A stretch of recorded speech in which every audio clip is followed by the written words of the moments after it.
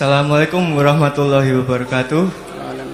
Nama saya Data dari Semarang. Gini Banu, saya mau menanyakan yang tadi mengenai Semarang Jakarta itu. Kan dari Semarang Jakarta itu jalannya, terus ada kendaraannya berupa agama, terus ada petanya juga. Nah sekarang kita juga membutuhkan guide atau pembimbingnya. Nah, yang ingin saya tanyakan di sini adalah apakah di setiap zaman ada guru sempurna atau takmil mursyid? Dan bagaimana cara kita mengenali bahwa guru sempurna itu adalah benar-benar takmil mursyid yang sejati? Di zaman ketika Nabi Muhammad masih hidup secara jasad, itu zaman itu memang benar-benar membutuhkan Nabi Muhammad secara hidup, secara jasad. Nah, di zaman ini kita lebih membutuhkan. Saat-saat ini kita memang lebih membutuhkan. Nah, untuk ajarannya memang ada. Nah, kita butuh pembimbing yang menyampaikan ajaran tersebut. Masalah mursyid itu ya. Bagaimana orang, nah ini masalah problem mursyid ini. Gitu ya. Jadi gini loh. Sama dengan sampean kuliah gitu ya, bikin skripsi. Itu kan harus ada pembimbing. Ya. Nah, pembimbingnya itu mursyid itu pembimbing. Sama dengan pembimbing. Jadi Pak Ilyas ini mursyid di kampus. Karena dia membimbing mahasiswanya untuk bisa bikin skripsi yang benar dan bermutu gitu ya. Begitu. Bermutu, harus bermutu. Nah, maka syarat seorang mursyid itu kalau dia mau jadi pembimbing sampai ke Jakarta, yang paling penting dia itu sudah pernah ke Jakarta. Karena kalau ini saya di Semarang saja gak pernah ke Jakarta, saya menjadi guide-nya sampai untuk ke Jakarta, itu saya akan sama dengan ngapusi. Dan dilalahnya di dunia sekarang ini banyak ini masalah problem masalah mursyid ini. Jadi ada yang diharuskan betul ada mursyid. Sementara ini orang yang mau dimursyidi ini sebagian besar tidak tahu syarat-syaratnya mursyid. Sehingga dia tidak punya pengetahuan apakah mursyidnya ini betul-betul pernah ke Jakarta atau tidak. Ini masalah. Sehingga bisa mencari pembimbing yang salah. Orang yang tidak kita ketahui apa betul ke Jakarta, kita jadikan mursyid. Dan kenapa kita memang banyak tidak tahu. Oleh karena itu, nah itu ya. Oleh karena itu,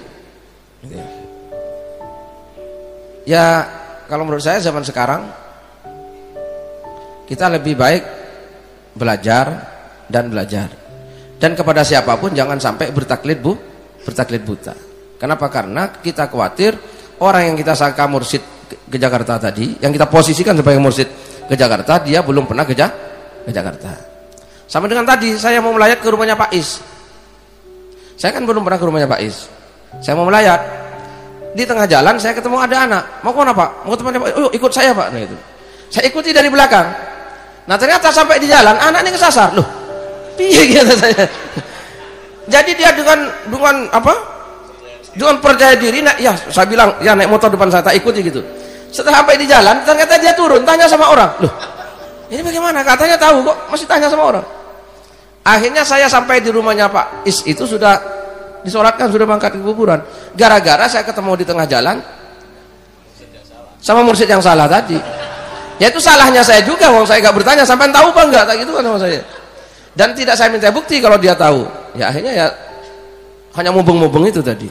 Nah sekarang itu musim seperti itu. Ya. Jadi mursyid itu gak usah terlalu apa ya. Rasulullah sendiri bersabda gitu ya. Jadi kalau kamu ragu tentang suatu, istafti qalbak, mintalah fatwa kepada hatimu. Dan hati itu tidak pernah dusta. Maka dzabal fuadu maro'a. Hati tidak pernah dusta terhadap apa yang dia lihat. Karena zaman sekarang ini banyak mursyid-mursyid yang menurut pengamatan saya itu belum mursyid. Dan itu sangat berbahaya. Sangat berbahaya. Gitu ya. Nah, selanjutnya ya saya tidak usah cerita. Kalau saya ceritakan saya bongkar tharikat di Indonesia sampean wah ini sedang rusak, gitu ya. Saya punya pengalaman yang banyak tentang dunia itu, gitu ya. Betul, punya pengalaman yang banyak. Wong pernah di Yogyakarta itu ada pengurus thariqah tandingan kok. Piye kalau thariqah itu ada pengurus tandingan? Wong thariqah ini kan tidak boleh mengejar dunia. Nah kalau mengejar untuk jadi pimpinan thariqah, ini kan sudah mengejar kedudukan, gitu ya. Tandingan pernah terjadi di Yogyakarta. Nah ujung-ujungnya, nah itu, apalagi ini sudah hampir pemilu. Jadi posisi sebagai mursyid, sebagai pengurus sebuah thariqah itu penting sekali, gitu loh ya. Karena bisa jadi broker, paham? Karena para calon itu tidak perlu ketemu jemaah, cukup ketemu sama mursyid yang garis miring broker itu nanti. Tolong itu hati-hati dalam hal ini ya. Hati-hati apalagi urusan itu. Jadi sampean hati-hati, jangan kok gampang memursyidkan orang. Nah daripada sampean repot, yuk ikut Allah, ikut Rasulullah. Gitu ya.